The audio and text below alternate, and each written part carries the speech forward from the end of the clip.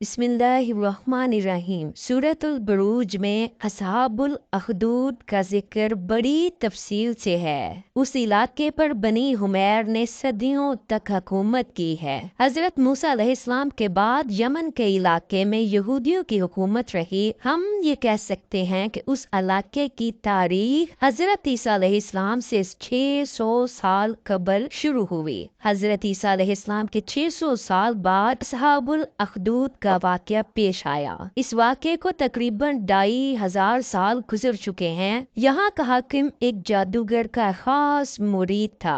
वो उस जादूगर की हर बात मानता और उस पर अमल करता था। बादशाह अकीदे के एतबार से यहूदी था, मगर दीन से इतना दूर था कि अल्लाह पाक पर ईमान खो बैठा और अपनी पूजा शुरू करवा दी थी और अपने आप को खुदा कहलवाने लगा। इस वाक़े की तफसील हमें खुद हमारे प्यारे नबी सैयदुल अंबिया हजरत मोहम्मद सल्लल्लाहु अलैहि वसल्लम ने सुनाई है। हजरत सुहेब रजी अल्लाह ताला अन्हो से रवायत है कि रसूल अल्लाह सल्लल्लाहु अलैहि वसल्लम ने फरमाया, तुमसे पहले लोगों में एक बादशाह था, उसका एक जादूगर था। जब वो जादूगर बूढ़ा हो गया तो उसने बादशाह से कहा, अब मैं बूढ़ा हो गया हूँ, आप मेरे पास कोई लड़का भेज दीजिए कि मैं उसको जादू सिखा दूं। चनाचे उसने उसके पास एक लड़का भेज दिया। वो उसे सिखाने लगा। जब वो लड़का जादू सीखने के लिए जाता तो उसके रास्ते में एक राहब था। वो उसके पास बैठने और उसकी बातें सुनने लगा जो उसे अच्छी लगती। वो जादूगर के पास आता तो राहिब से गुजरते हुए उसके पास बैठ जाता और जब वो जादूगर के पास जाता तो वो ताखीर के सबब उसको मारता। उस लड़के ने राहिब से इस बात की शिकायत की। राहिब ने उससे कहा, जब तुम्हें जादूगर से डर लगे तो उससे कहना मेरे घर वालों ने मुझे रोक लिया था, और जब घर वालों से डर लगे तो कह देना मुझे जादूगर ने रोक लिया था। वो इसी तरह मामला चला रहा था कि इसी असना में उसका सामना एक दिन एक बड़े जानवर से हुआ जिसने लोगों का रास्ता बंद कर दिया था। लड़के ने सोचा कि आज मैं पता चला लूंगा कि जादूगर अफजल है या राहिब। उसने एक पत्थर उठाया और कहा, ए अल्लाह, अगर तुझे राहिब का मामला जादूगर से ज्यादा पसंद है तो इस जानवर को कत्ल कर दे ताकि लोग गुजर सके। उसने पत्थर मारकर उस जानवर को कत्ल कर डाला और लोग रास्ते पर से आने जाने लगे। फिर वो राहिब के पास आया और ये बात बताई। राहिब ने उससे कहा, बेटे, आज तुम मुझसे अफजल हो। तुम्हारा अल्लाह के यहाँ मकबूलियत का मामला वहाँ तक पहुँच गया है जो मुझे नजर आ रहा है। अब जल्दी तुम्हारी आजमाइश होगी और जब तुम आजमाइश में मुब्तला हो जाओ तो मेरी निशानदही ना कर देना।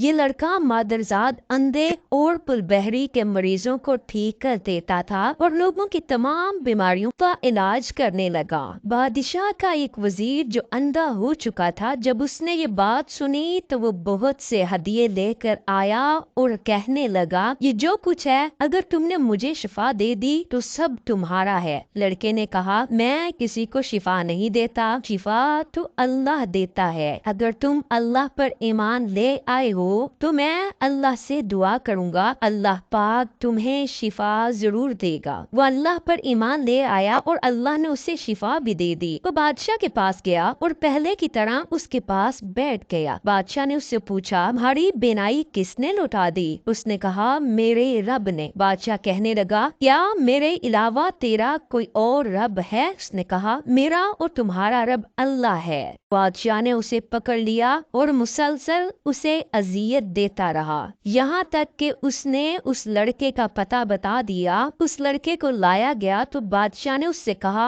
बेटे, तुम्हारा जादू यहाँ तक पहुँच गया कि तुम मादरजाद अंधों को ठीक करने लगे और पुलबहरी के मरीजों को तंदुरुस्त कर देते हो और ये करते हो और वो करते हो। उसने कहा, मैं किसी को शिफा नहीं देता, शिफा तो सिर्फ अल्लाह देता है। बादशाह ने उसे पकड़ लिया और मुसलसल अजियत देने लगा, यहाँ तक कि उसने राहिब का पता बता दिया। राहिब को लाया गया, उससे कहा गया कि अपने दीन से फिर जाओ। उसने इनकार किया तो बादशाह ने एक आरा मंगवाया और उसके सर के दरमियान में रखा और राहिब को चीर डाला, यहाँ तक कि उसके 2 टुकड़े होकर इधर उधर गिर गए। फिर बादशाह के वजीर को लाया गया, उससे कहा गया कि अपने दीन से फिर जाओ। उसने भी इनकार किया तो बादशाह ने उसके सर पर भी आरा रखा और उसको चीर दिया और उसके भी 2 टुकड़े होकर गिर गए। फिर उस लड़के को लाया गया और उससे कहा गया, अपने दीन से फिर जाओ। उसने इनकार किया तो बादशाह ने लड़के को अपने चंद साथियों के हवाले किया और कहा,